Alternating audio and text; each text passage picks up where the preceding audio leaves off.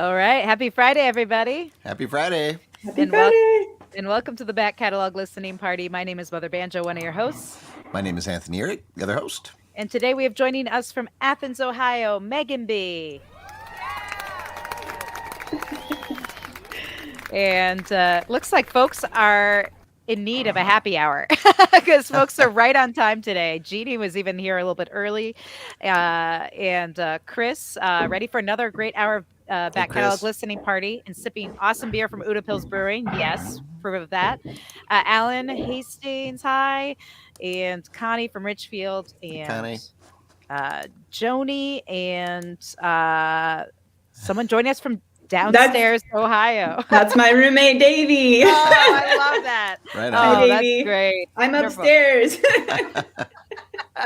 Wonderful. Well, we welcome to all of you. And if you're new to the back catalog listening party, this is the show where we invite different guest artists to revisit old records, and we talk about the records and answer your questions. So if you want to chime in, tell us where you're tuned in from. If you're enjoying a beverage, for us it's happy hour. So if you want to share what you're enjoying and where you're enjoying it, that would be great. And yeah, feel free to join the conversation.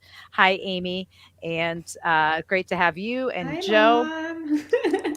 Love it. And Excellent. it's a family affair today. And Tony, what are you drinking on this cool Friday in Minneapolis? I am going up to Duluth, Minnesota, to the Bent Paddle Brewery. Can't for go their, wrong with that. Yeah, their 14-degree extra special amber ale is what they call this one. Well, It's it's really good. funny you mentioned the bent paddle because I actually thought I had one of those beers, that same kind, in the fridge. And my husband must have drunk the last one because I couldn't find it anywhere. I was like, I swear there was another can of that. But I should have Sorry, come. this is I should have come to your house. Yeah. But I did find a box of wine, so I poured myself a glass of that. It's a good day for red wine here, a little chilly and snowy. Megan, are you enjoying anything? I am. I'm drinking some ginger tea, and I'm drinking it Ooh. out of one of my favorite mugs from the Purple Fiddle, which is my West Virginia. favorite venue over in West Virginia. I really love those guys over there. It's a great Nice. venue. Nice. Well, Wonderful. cheers. Cheers. Megan. Cheers, Cheers. Ellen. And cheers to all of you out there. As Ellen said, this is the place where we get together and listen to music. And without y'all out there in the audience, we wouldn't have a show. So cheers to you. Feel free to be jumping in the comments and saying hello. And this is an interactive program. Yes, and I know there's some fans and family here on the show today. But for folks who maybe aren't as familiar with your music, Megan, maybe you could give a little brief 2-minute origin story of Megan B. Where you grew up, how you started playing music, and what brought you to this record in particular that came out in 2020. Sure. I grew up in Northwest Ohio, so very flat farmland up by the lake. Played a little bit in the band and the choir, but wasn't really into music. But I loved to write, and I would write in my journal almost every day, and I make up poetry and make up songs in my head. But I kind of just thought everybody did that, and so I didn't think it was anything in particularly interesting. And then I moved down to Southeast Ohio to go to school, to go to college, and it just it's a different culture in the south of Ohio. It's a very much an Appalachian region, whether it's like the north is a very industrial, more a Midwest feel. And so kind of got exposed to more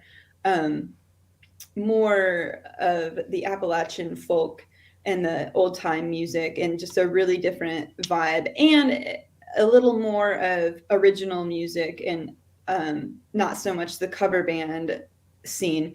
And then I studied environmental education down here, and I worked at a camp for a long time. So music was a very organic part of our whole day at camp. You sing before breakfast and you sing around the campfire at night. So all that, and then was meeting some folks who played around the fire, who played instruments, and just getting exposed to some different people. And then between camp seasons, for a lot of years, I would work spring, summer, fall at camp and teach environmental education and work at the summer camp. And then in the winter, I would have the whole winter off. And so I started this routine of traveling across the country and volunteering in organic farms, and like going somewhere warm during the Ohio winters. And I ended up one year out around a campfire in the Death Valley area, and there were these folks who just were passing a guitar around and playing songs, and I was singing along, and I just really fell in love with the way music was the centerpiece of the community there. We were way out in a wilderness area. There's no other form of entertainment. So if you could play and sing, you were like, that was the entertainment. And every night it was like, who's in camp? Like, who's coming down to sing? And I would sing along to a lot of these folk songs. And then eventually somebody said, why don't you play guitar? Like, you like to sing, you like to write, you should play guitar. And somebody handed me a guitar and taught me some chords, and I sang them some of these songs that I wrote in my head, and they taught me how to play them on guitar. And then it was like I couldn't stop. Then it was just became a thing, and I had a little trio for a while I played with, and then I had recorded. Then I wanted to travel more, and my trio was more of a home-based thing, so I started doing the solo Megan B stuff, and then Waiting is the third album that I recorded under the name Megan B. I had done a couple bigger studio productions, and then I was like, I just want it to be really simple. And my friend Bruce Dalzell, who runs our local songwriters group on Tuesday nights, he said, well, just I'll work with you, come to my house. And he records all his stuff at home. And he said, it can be really simple. It doesn't have to be really heavily produced. It can be really laid back and really simple. And it really was. We're in his house. It's really laid back. The wood stove's burning and the cat's wandering around. It was like very homey, which is what I wanted. And so that's where Waiting came from. Excellent. Nice. Well, we are so excited to dig into this record today, and let's get started with some music. I think folks are ready for some music today. And this is the first track you picked to feature on today's show, Middle of the Morning. Is there anything you want to say about the song before we take a listen? Yeah, I will say, just like I always say, that I lead a little bit of conflicted life as a musician. I'm often staying up very late, but I really am a morning person, and I'm a bird watcher. And I feel like the morning time, especially if I'm having a really hard time, I'm going through a rough patch in life, if I can just get up early enough to watch the sunrise, there's like a little bit of hope and a little bit of healing in there when I need it. And I was in one of those spaces when I wrote this tune. Excellent. All right, well, let's give it a listen. This is Megan B, Middle of the Morning, here on the Back Catalog Listening Party.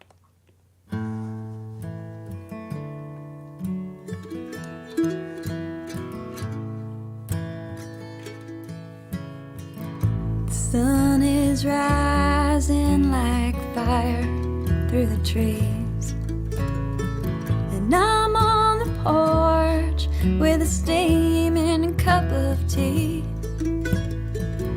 A blue jay is singing out a chorus and a warning, and I find myself here in the middle of the morning.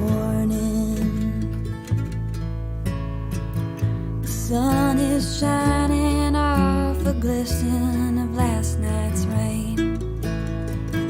A whistle's blowing in the heart of a distant train. Little reminders that the world's gonna keep on turning.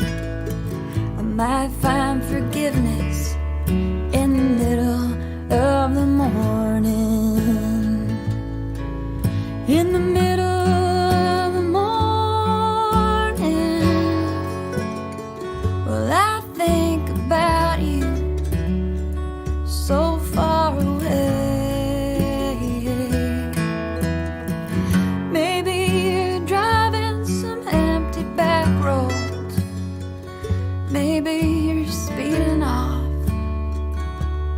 down the highway.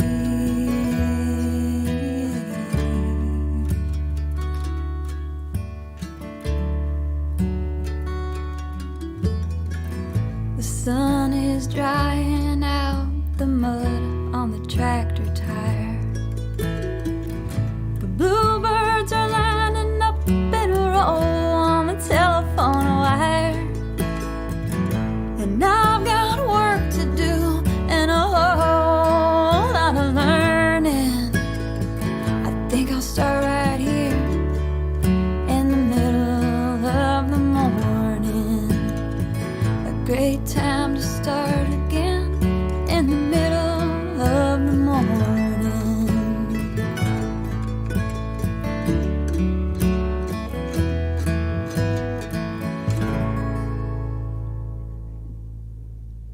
All right. Megan B, middle of the morning from her 2020 release Waiting, which we are revisiting today on the back catalog listening party with Megan, joining us from Athens, Ohio. What a beautiful song of like centering. I feel Mm. like every week Tony and I chat before we come on live here and are like, oh, it's been a week. I can't wait to just like listen to music and talk with our friends. Um, but I feel like that's the kind of song that I definitely needed to hear this week. Like just take a moment, Mm. It was like a and soak reset. it all. Yeah, I had the same feeling. Like my blood pressure just got a lot lower, and my pulse kind of evened out, and really can hear that space. This Hmm. like somebody's living room. It really sounded like a little back and forth between you and the mandolin. Was that just you two sitting in a room, kind of having a conversation musically? Yeah, a little bit. That mandolin player is Zeke Hutchison, and I had sent him a tune, and he came in and just added his response. And yeah, he's the great local mandolin player. Mm. Nice. Yeah. Yeah, it was a nice compliment to your voice. Yeah. Thanks. And I don't know if it was recorded in the morning. It definitely didn't. There was no morning voice happening in that song, but I will say it definitely had sort of it channeled those vibes. And Joe commented, "Wonderful, rich imagery, attention to detail in all songs on this album. What are your favorite writers, poets, Mm. songwriters?" Yeah, I poets. I'm definitely a huge Mary Oliver fan. Mary Oliver's my number one favorite poet. I love her images and the way she uses um, really these natural things to bring something so close to home and close to the bone. She's one of my favorites. And then songwriters, I love a lot of songwriters. John Prine, I love his imagery and his storytelling and his humor. I love Lucinda Williams. Laurie McKenna is one of my Mhm. favorite, and Patty Griffin is definitely one of my favorites. Yeah, yeah, I can definitely hear that. And the Mary Oliver thing, it's funny because I think she might be one of the most noted poets for songwriters on the show for a lot Yeah. of the reasons that you said. Is that well, there's a musicality to her poetry, and I think it's very very relatable. But I'd be curious because there's a lot of natural imagery, not just on the songs on this record, but on your newest album, which is how I got introduced to your music, your album Cottonwood. There's a lot of natural imagery, and is this a product of you being studying the environment academically and professionally? Definitely. And I mean, I think even as a kid, I was always drawn to looking at the earth and looking to nature for um, answers. And then I studied environmental education, ecotourism, and forestry. And yeah, I think that just studying that and being immersed in that, and then working with kids out at a camp where the point is to go out and see what we can see and observe the world. Um, that's what I'm tuned into. So when I go a new place, I'm always looking at those things and looking for metaphor in the natural world to help me make sense of what's happening in my life. And then also, I just love to be outside. When I go somewhere new, I'm always looking at the map for the green spaces and finding places to play outside and be in nature. Mm, very cool. And it looks like Lynn is another South Carolina Yeah. person joining us today. And because you're so interested in sort of the space around where you are, I should ask you. You're in Athens, Ohio, which is where you're based right now. Mhm. And what is happening outside your window right now? Because outside the Minneapolis window, as Tony and I can attest to, there's snow. It's actually a little warmer Oh, today. It's Yeah. melting, but a little because it's in the 40 around 40 degrees, but it's we have some snow, and it's probably going to drop to be like single digits tonight or something crazy like oh that. no. So tell us what's happening outside your window right now. Well, the sun is down now. It's a little dark. There's a little hemlock tree. I can see its silhouette. And I went out for a hike with my buddy Steve, another local songwriter, earlier today. And we both thought, oh, it's kind of windy. We should bundle up. And we had hats and scarves and coats, and we had taken them mostly off by the end of the hike. It was like 48 maybe, and the sun was not out, but it was not as it was very dreary day. But once we got out moving, it warmed right up. Excellent.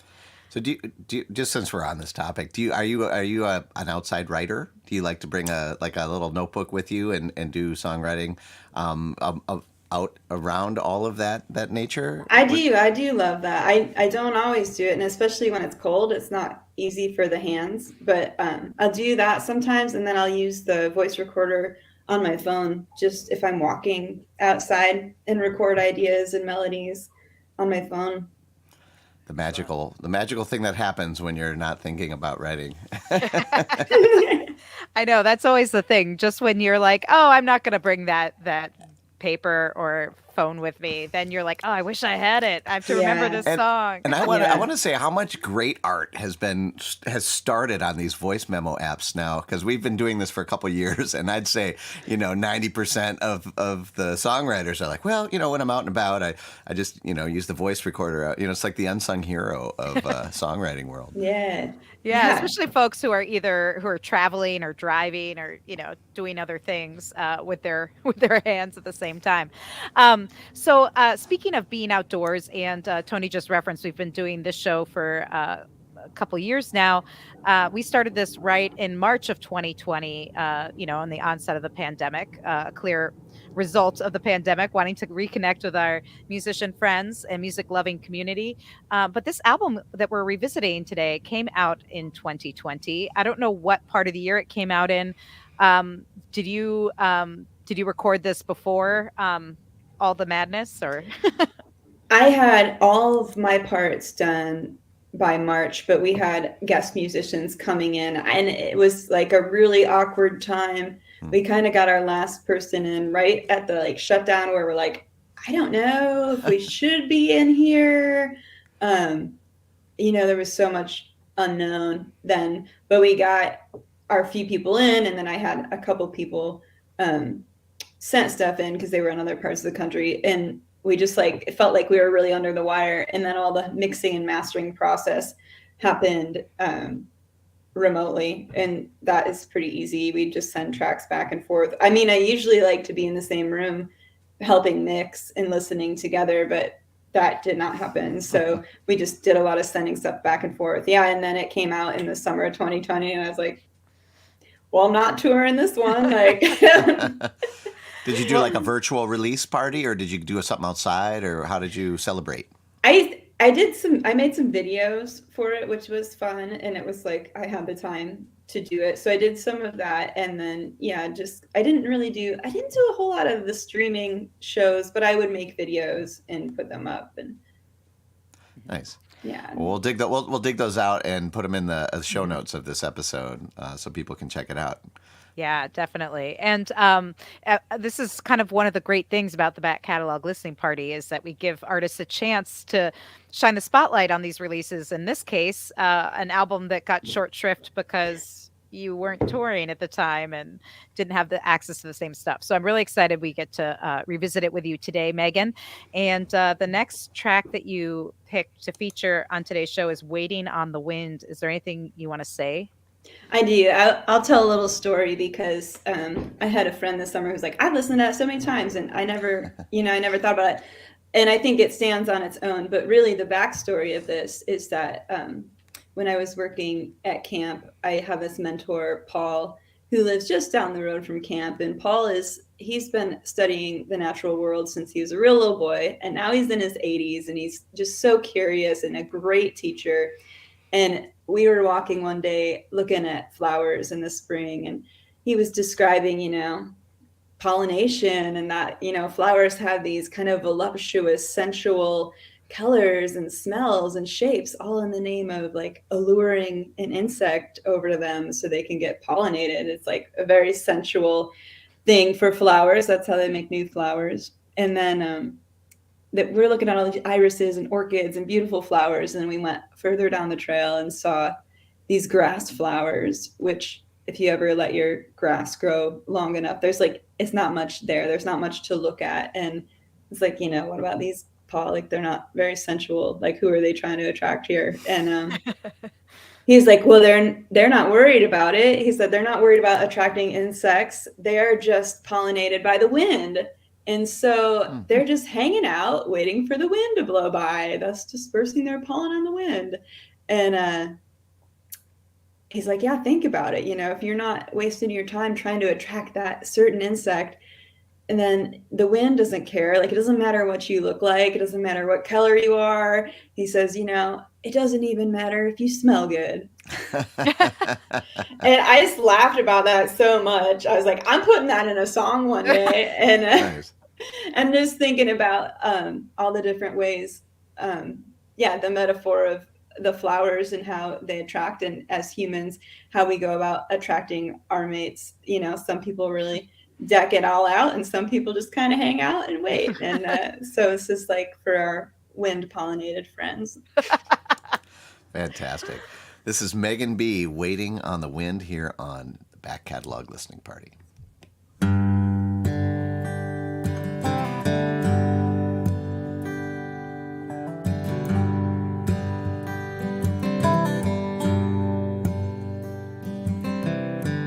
She hangs the laundry on the line.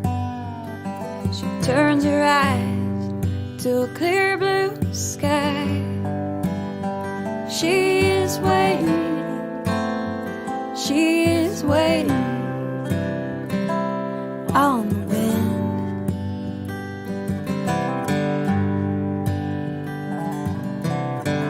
That lonely oak tree in the field. She knows how it feels. She is waiting. She is waiting on the wind.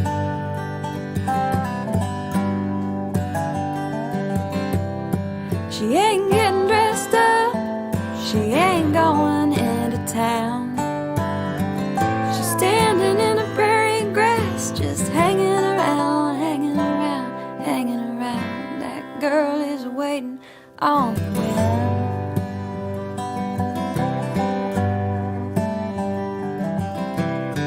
She wears her jeans and her flannel. She drives a farm truck with the old wooden panel. She is waiting. She is waiting on the wind.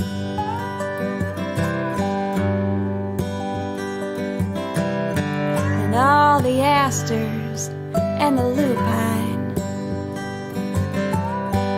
they're trying to catch the bees and butterflies. She is waiting. She is waiting on the wind.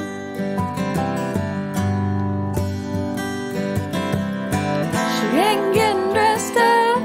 She ain't going into town. She's standing in the prairie grass, just hanging around, hanging around, hanging around. That girl is waiting on the wind.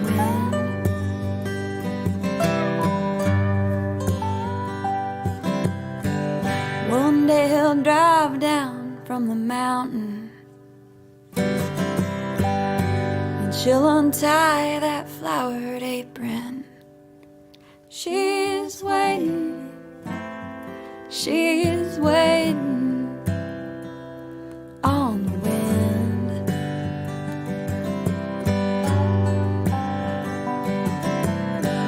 He'll blowing right across the prairie and shake the pollen from the oak tree. She is waiting. She is waiting on the wind.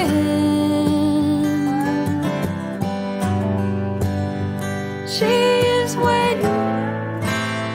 She is waiting on the wind.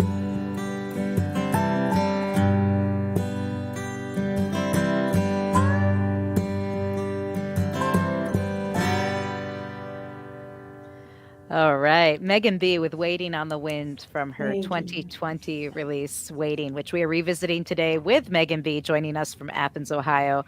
And I'm so glad you told that story, Megan. Me too. I mean, like, it Yeah. just, I mean, the song is so beautiful. I'd heard the song before and really liked it.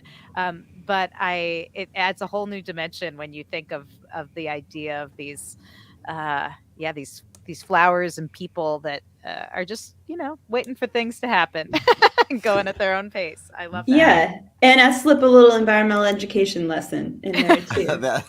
And I want to shout out to Jeannie Teakin Creamer, who's watching. She's singing the harmony on that song, which I just like love how it came together. She's another local musician and songwriter down here in Athens. So excellent. thanks, Yeah, Jeannie. I actually wrote a note about that, wondering who was singing, and maybe we should ask who else was playing on that track. Little dobro. Yeah, the dobro. That's John Borchard, another great local musician here in Athens, and he's on several tracks on this album. So I think we'll hear him again too. Well, as someone who comes from more of the kind of bluegrass world, I love hearing bluegrass instruments like mandolins and dobros used with such restraint because they can be so pretty, and they can have all kinds of emotions, melancholy and happy, and they can create such wonderful textures. And I've appreciated listening to the tracks prepping for the show, just like how much space that the musicians you've brought in to play these instruments have given it, and how well they complement your songs. I'm curious if this is. Do you kind of talk about arrangements with each player before recording it, or did you just say, "Hey, here's my song, do your thing"? Pretty much, here it is, do your thing. Especially with John Borchard, he's just like, no matter what idea I have, like his ideas are going to be way better, and he's really amazing at really listening and thinking, and always like super professional of like, oh, well, that's not it. How about this? And then so I usually have a little idea, but then I'm always blown away by what musicians bring in. I'm like, that's better than I could have imagined. Nice. Well, I also love the dobro on that because to me, those kind of bendy notes really remind me of the wind. Like it has this sort of like you could feel the grass literally moving with the music, which I think is really, really beautiful. I have a question about the cover. Because I know you recorded this at someone's house. Does this have any bearing? Is this building have any significance either about where you recorded it or writing? Or this is from where I grew up. This is where the house I grew up. No, this is a house down the road from where I grew up. I always have loved it. I really love a really simple house and layout, and this one has been kind of falling apart down the road. And my mom has been getting really into photography, and she's one of those roadside photographers where she just sees something and pulls over, and this is on her way to work in the mornings, and she would catch it at a time when the sun was just right. And so my mom took this photo, and I just really loved it, and I just wanted to put it on there. It's kind of and with against the word waiting, I think it kind of is interesting to see this old house kind of with the light coming through, like waiting. Yeah, and it's kind of there's a lot of questions raised. Like, is someone waiting in the house? Is the house waiting for people? Is it waiting to be fixed up? Yeah. What is it? Kind of evokes the on? aesthetic of the record too. Like that space, that kind of simplicity that you talked about. Yeah. Like I can almost see it as I hear it. Yeah. Good. Yeah. Yeah, that's what I was going for. There's my mom. Yay. Nice Yeah. photo. And actually, if you want to see more of my mom's pictures, for this first song that we played on this show, Middle of the Morning, my mom will drive to work really early in the morning and pull over and take pictures. And I gathered up some of her pictures and made a picture video with her photos of the morning and over top of my songs. So there's a little lyric video that I used all my mom's photos on. So it's a fun family collaborative project. Nice. Well, we'll put that one in the show notes. If you're just listening to this today, just go to backcataloglisteningparty.com/138, and you'll be able to pull up all the notes for this episode. Yes, and we should just mention that, again, if you just joined us, this is the Back Catalog Listening Party, where we invite different guest artists to revisit old records, and we talk about them, and we want you to be a part of the conversation. So feel free to throw in your comments or questions for Megan as we go along today, or observations about the songs? After all, Megan is a trained scientist, so Hmm. observations are Yeah. key, If right? you have science questions, I'm sure she would be Yes. happy to Oh yeah, to, maybe to maybe field anyone them. has any weird horticultural questions, they can throw them in the comments for Don't get Megan. too complicated. I mostly work with fifth graders. Well, it's interesting you mentioned that, because I was thinking about this at the top of the show when you were talking about how you spent a lot of time, at summer camp, and being a camp counselor, and how music was such a integral part of everything you did there. And I also spent 13 years of my life at a summer camp, and we sang for every occasion. Like, someone dropped a Yeah. tray in the dining room and there's a song, and like Yeah. someone comes back from a trip and there's a song, and and someone visits and there's a song, and it's like, and then of course there's just songs that you like to sing for funsies. But I was just curious if you ever wrote any songs for camp, or if you just kind of participated in the singing.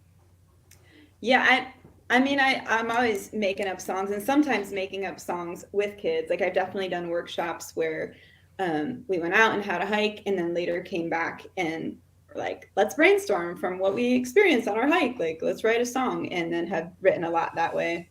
Um, I definitely, like, my first summer wrote a parody to that Sublime song, "Lovin' is what I got, this campin' is what I got," and me and the art director, we sang that at every final campfire of the.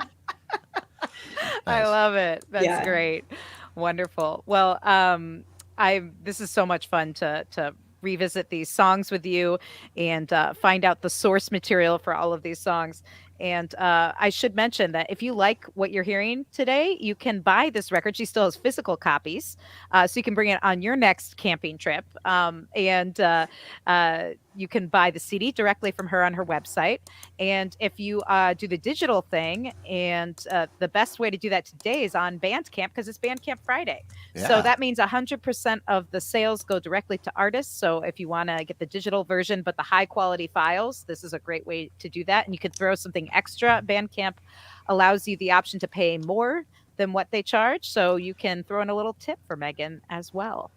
Yeah, It's a you great way to you can't lose. Either you get a physical copy or high resolution digital. Are you shipping those out of your house, Megan? The CDs? Yeah. All right, so I bet you if you asked, she'd maybe put a signature on it, and I'd maybe even draw a smiley face on the envelope. What? nice.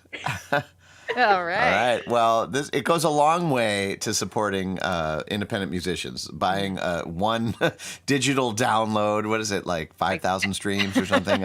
It's something nuts, and not only that, it also just lets them know, how much we appreciate their art and what they're doing. And so definitely jump over to her website at meganbmusic.com. And you'll find links to her Bandcamp site from there too. So you can one-stop shopping there. It is December after all. That's right. And while you're there, you can also pick up Megan's new record, Cottonwood, which is fantastic. And that was my entree to Megan's music. So if you like waiting, you'll probably also like the new record. Chris commented, I suppose a song about the murder wasp would be inappropriate for camp. Probably a good bluegrass song, though. It's true, Chris. What was your weirdest song inspiration? Maybe out of nature, or maybe not. Wow. I don't know if Weirdest. I've never asked that question from No, anyone, I don't think, I'm before. But curious now. yeah, Chris got me thinking. I know, I have to think about it, but I'm sure there's been weird stuff. I mean, the pollination one Yeah. that's kind of weird, but it's got to be weirder than that, I'm sure. Um, I do a lot of, like, I work with a local songwriting group, and we just pick random words. You get one word, and then you get an hour to write with that. So that gets pretty weird. Yeah, I bet. Well, murder wasp. I'm just throwing it out Yeah. there, or Chris Oh, threw boy. it out there. So Yeah. All right, Chris. Banjo instrumental, Murder Wasp. It's going to be fast. Now, Yeah. it's interesting. We do talk to songwriters from time to time that are part of these songwriting groups. And are these efforts end up on your records? Like, is anything on this record come out of something like that? Yeah, definitely. I'm sure there's a few that started off as prompts. I actually think Middle of the Morning was a prompt from that. I actually remember it now because the word was dirt, and then I changed it to mud later. But I love that. It's just a starting off point. Mhm. Just have word and then have a group you're accountable to come back, which is like not a big deal if you didn't write the song, but it's way more fun when everybody writes the song. And sometimes like you never want to play that song ever again, but it's also humbling. It's just to be like open about the craft and the practice and how messy it can be sometimes. Yeah, I feel like it can get too precious for people, and you know what I mean? Like, oh, this song, it's like, I got to keep working on it and crafting it, and you never ship it. Whereas it's like, these song prompts can help people get things out. And now that I'm talking about that, I'm reminded of this idea that you actually put on a writing workshop. Is that correct? Can you talk a little bit about that? Yes. I've finally combined my love of teaching and camping with writing and got a bunch of folks out to the camp where I started working when I was in college, Camp Odioka out in the Hocking Hills. It's 700 acres of privately owned camp in the middle of the Hocking Hills, which is a beautiful place full of sandstone caves and waterfalls. And so we just set the dates for our next retreat, which is in the spring, April 21st through 23rd.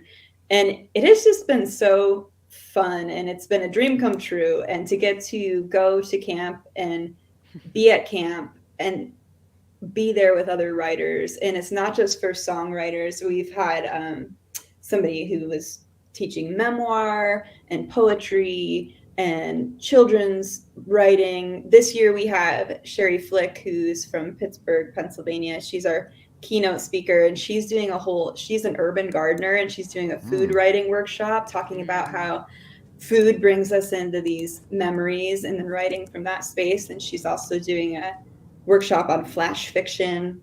Nice. And then we're doing songwriting, and there's some poetry, and then a lot of just hiking in the woods and doing more just being out and really tapping into our senses and writing from that space and letting the space inspire words. And then just supporting each other and having campfires at night. And we'll have an open mic on Saturday where everyone can get to share stuff. And I think writing is such a solitary event so much that it's so nice to get together with other writers and give each other support and remember like, oh, like these other crazy people do this crazy thing too. And like, yeah. Well, it's now I want to go. Yeah, Tony. right. Yeah. Saturday night campfire Back catalog road trip. That sounds great. And again, you can find out more info at wordsinthehills.com. And it's interesting, Megan, that you mentioned that writing can be such a solitary thing, and it often is, especially if you are a solo singer-songwriter. Do you ever do much co-writing, or have you done much co-writing either through this retreat or for your songwriting group? Every once in a while in my songwriting group, we'll write a song together. Sometimes the whole group, or sometimes we'll pair off and go different directions and write, but not solidly. It's not been in my practice. Mm-hmm. Yeah. Well, I want to dig into more of these songs from this record. This next song you picked to feature is Rock and Roll. What can you tell us about this song? This, I have traveled a lot, and I've spent a lot of time out west, and my friend Mike, who I met in Southern California, inspired this song with his life. He was kind of an older mentor who really took me under his wing when I was just a little hippie with a guitar, just hitchhiking around the desert. And he kind of gave me a space to land for a little bit, and we became good friends. And then I later on looked back at that time and wrote this one. All right. This is Megan B. Rock and Roll here on the Back Catalog Listening Party.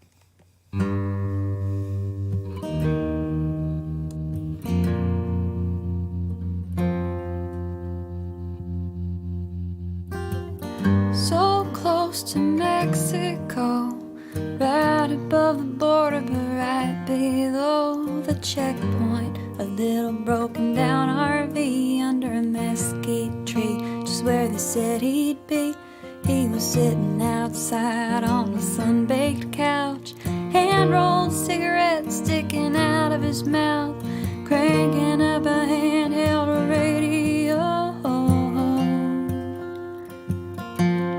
Rock and roll.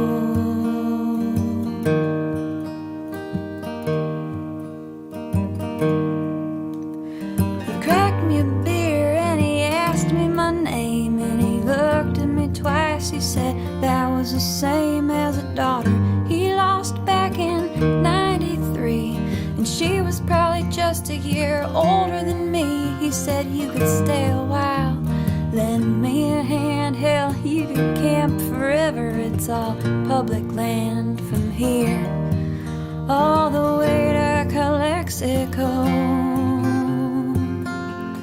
Rock and roll.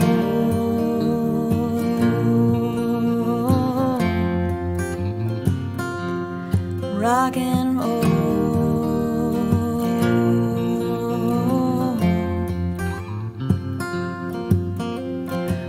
Lost his license, so he couldn't drive. But when he needed propane, I would give him a ride down abandoned tracks. He showed me where to go, dusty cow fields, forgotten dirt roads, and he'd bring his beer in a travel cup. He'd litter the desert with cigarette butts. We'd fill the propane by the beer and head back home. Rock and roll.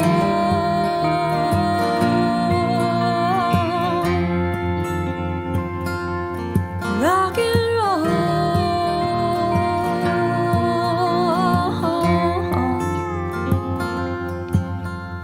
Tobacco-stained fingers on a Scrabble tile. He'd play the cue on a triple with a head and smile. Yeah, he would always beat me, except for that one night he got too heavy in the whiskey, and I played a good game.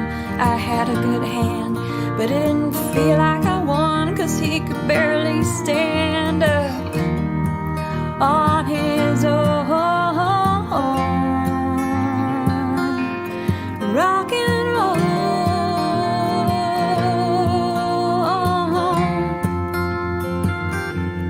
Rock and roll.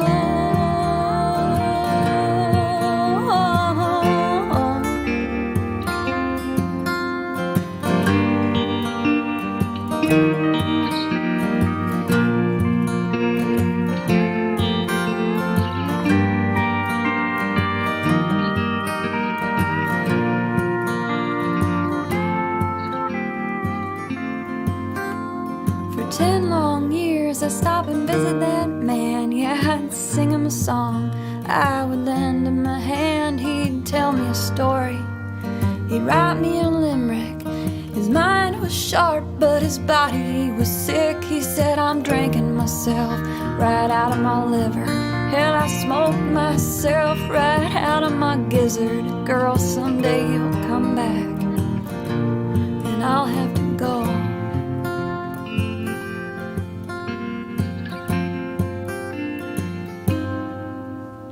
One night I awoke, I couldn't even smell the cows, 'cause the winds had changed, and down by the canal the lemon trees were blooming 5 miles away.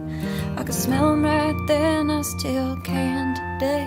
And when I went in the morning, his body was there, but his soul was flying away on some invisible airwaves of an FM station on a cranked up radio.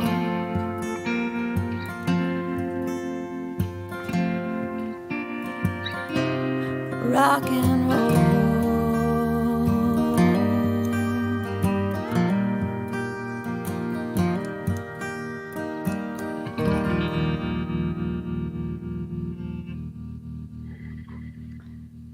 Megan B with Rock and Roll from her 2020 album Waiting here on the Back Catalog Listening Party. Folks, loving that song. Both our moms, Megan, are loving that song. And yeah, it's really moving. And Yeah. I have to say, you know, if you were looking down the track list and you're like, oh, rock and roll, I wonder what that's, yeah, I don't think that's what people would expect. But I love it.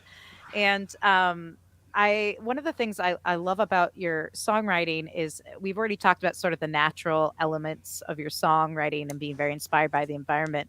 But one of the things I've observed is that it's not just the natural environment, it's the people that make up the environment. And it seems Mm-hmm. like you're just as observant with the people as you are with the plants, which I Hmm. really love about your writing. Thanks. Yeah, and I was gonna kind of just to piggyback on that. Actually, like this is the second maybe mentor style person that's entered into your writing here. Is that a theme for you? Do you seek these folks out, or is it just kind of something that happens? Or can you speak a little bit about that? That's interesting. I don't think I seek them out, but I mean, I always am attracted to people that can teach me something or that have some different perspective on life. And that, I mean, it really does influence me. I never thought about it in that way. It's not something I'm like, oh, I'm going to get to know this person so I can get some song ideas. I think Right. they come at you. And yeah, that one took a while to write. I always thought like there were so many great images and he was such a great person. I always thought, wow, if I could ever write about that. And it took a lot of years after he had passed to be able to really look back and reflect and be able to kind of put those images together in a way that felt respectful for him and my experience equally. And yeah, I think, yeah, people, I think, yeah, I am struck with a lot of curiosity and attraction to interesting people and interesting places. Nice, Yeah. and that it's part of the natural order of things too. This generational, relationship, that you Yeah. mentioned with the song about the wind and this one as well, and it's something that is probably right there with observing your the other parts of the natural environment.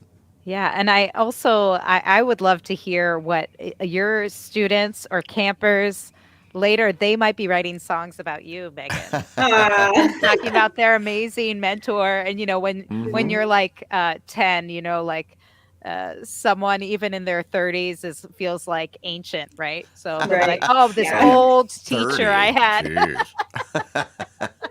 Especially in the camp world, I know when Yeah. counselors are so young. Oh, yeah. But yeah, I would love to hear what folks would sing about you, Megan, and all the things Aw. that you taught them. Hopefully not like rock and roll, but maybe more about the wind. And Right, but Yeah. I mean, but that's not, I love to think of music as that oral tradition that just Mhm. keeps getting passed down, and all the people that are going to remember these songs and add Yeah. upon them, and that's it's just how we keep going. So, Yeah. um, yeah, And great. I think I was just thinking about like when I'm hosting that writing retreat, I wanted to make it for all kinds of writing because I get so inspired by poetry and stories inspire my songs a lot. And I think songs can inspire stories. And so I like being able to cross over our creative genres and inspire each other.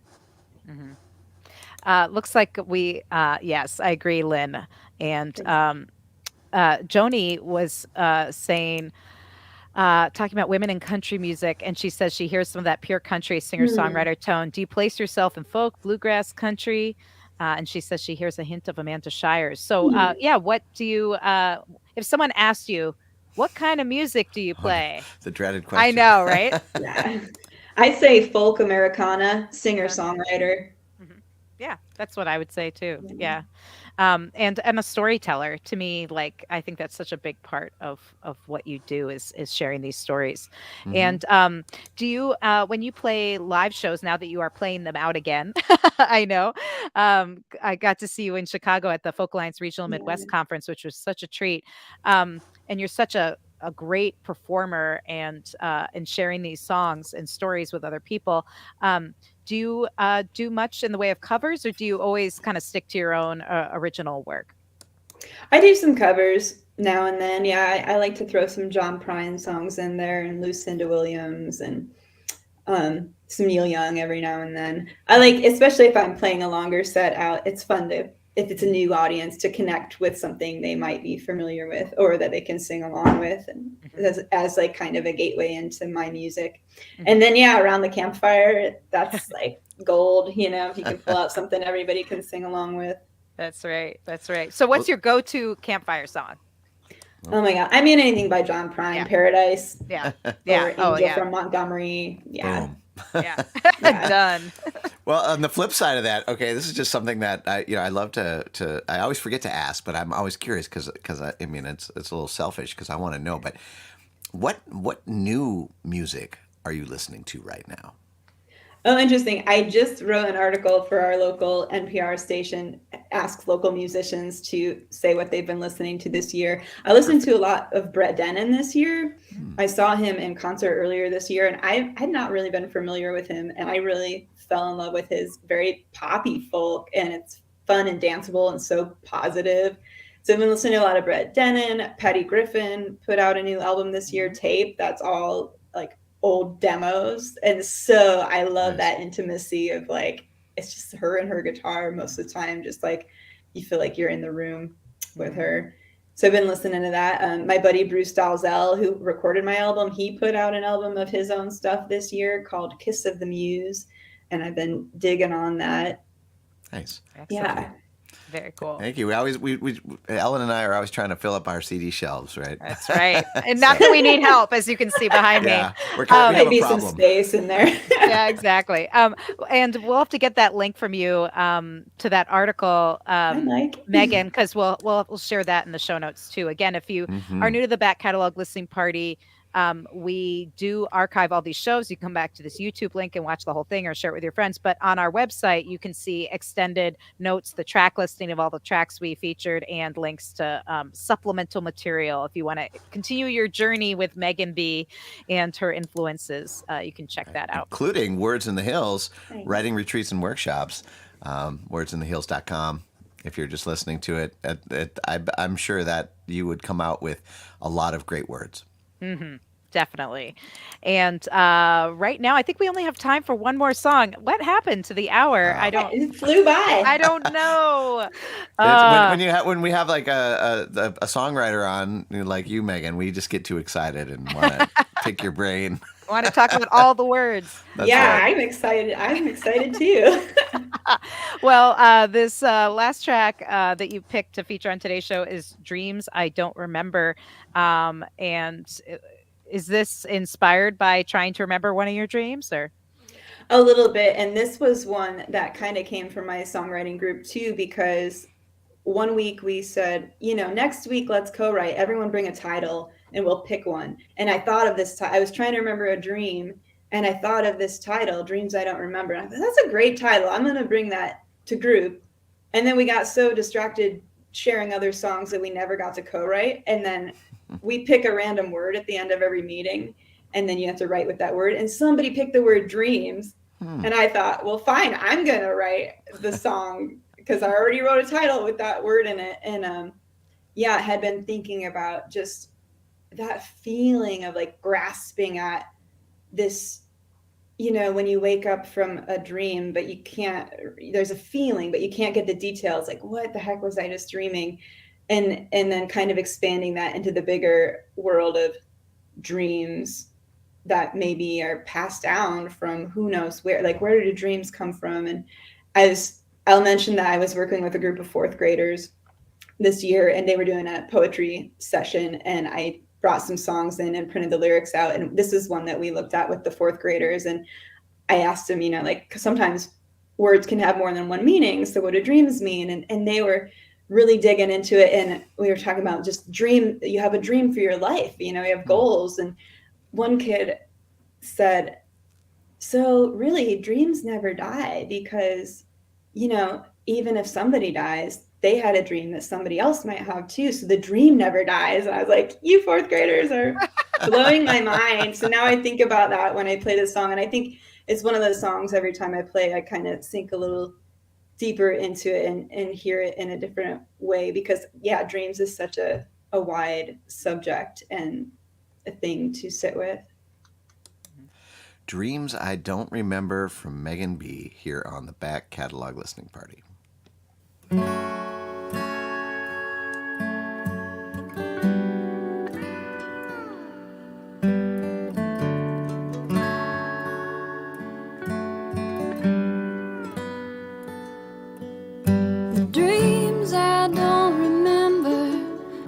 are hanging in the air. In the morning when I'm waking, I still think I feel them there. Then they suddenly slip through my fingers with dreams I don't remember.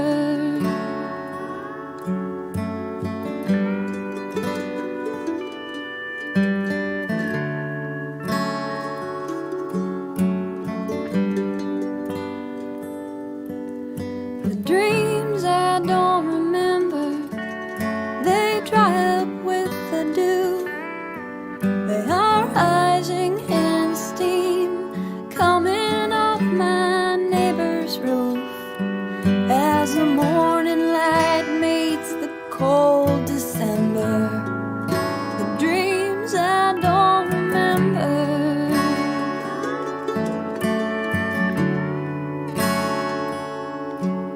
The dreams I don't remember, they are slipping through my fingers like grains of sand,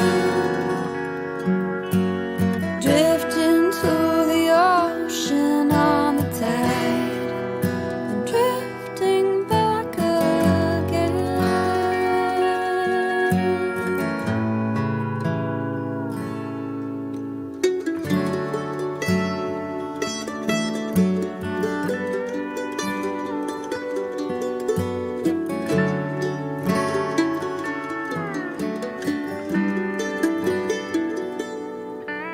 The dreams I don't remember, I was born already dreaming.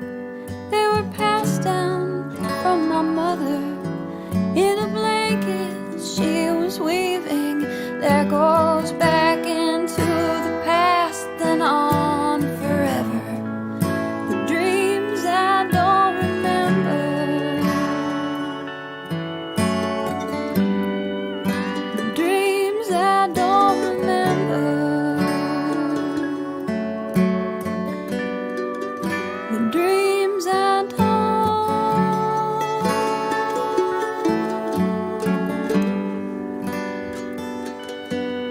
remember.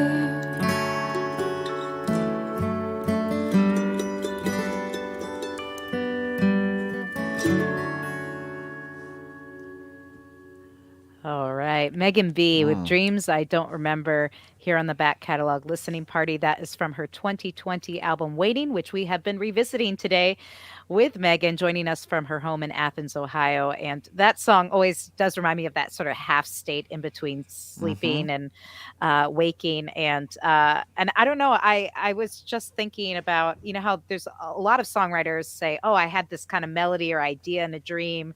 And I feel like what happens to me Mm. more often than not is I did have a song, but I can't remember it. So the dream is the song I can't remember. And that's drives me nuts on an even deeper level than just not remembering the dream itself. Yeah.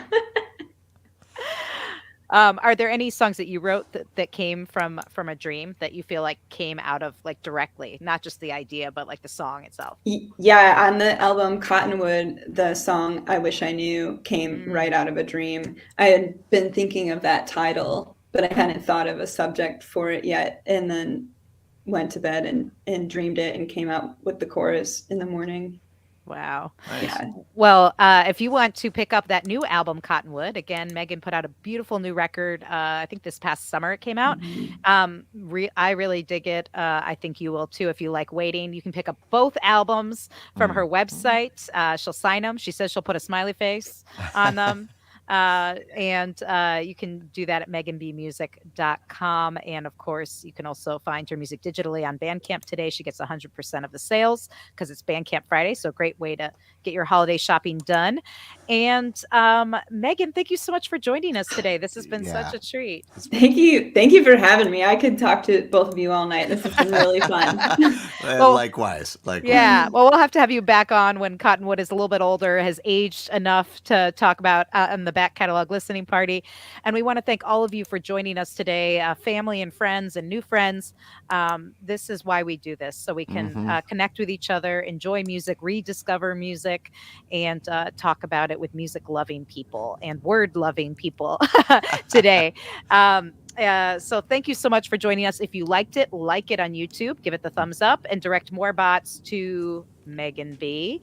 And you can also subscribe to our YouTube channel because we do this every week, so you can get notified of what's coming up next. And over the next couple of weeks, we'll have some really great holiday releases. We're going to be revisiting a few different flavors musically coming up on the next couple of weeks, so you'll want to check that out. And some folks that always get the first heads up of everything that we're doing here on the Back Catalog Listening Party are our Patreon supporters. These are the folks that have supported the show and kept this going for 2 years. 2 years, geez. Coming up in 3. Thanks to these folks and who give a little every month to keep the show going. Penny, Anna, Linda, Bevan, Connie, Vaughn, Alan, Chris, Alex, Becky, Galen, Peggy, Joe, Jim, Beverly, and John, Fred, Tim, Sarah, David, Jocelyn, Court, Matt, Steve, Mark, Homestead, Pick and Parlor, Severn, Lynn, Jake, Mary, Many Tracks, and Nikki, and maybe you. We have a holiday party coming up and some other cool stuff. We do after parties on Zoom. Again, you get first alerts about all our guests, so you can get involved that way if you want. But mainly, just thank you for being here because this is the best hour of the week. It really is. Yeah. It really is. It This is is. so And thanks sweet. to all of you out there, and thanks to you, Megan, for And thanks sharing to your my time. family and friends and fellow Athenians for popping in. Oh, that's All great. right. Well, this was a wonderful way to kick off our weekend. I know, like I mentioned at the beginning, like my blood pressure went down. I feel Good. calm. I mean, there was a crazy week, but I just feel like I'm ready to tackle the weekend. I hope you all are too, and I hope to see you next week here on the Back Catalog Listening Party. See you next week. Cheers. Cheers.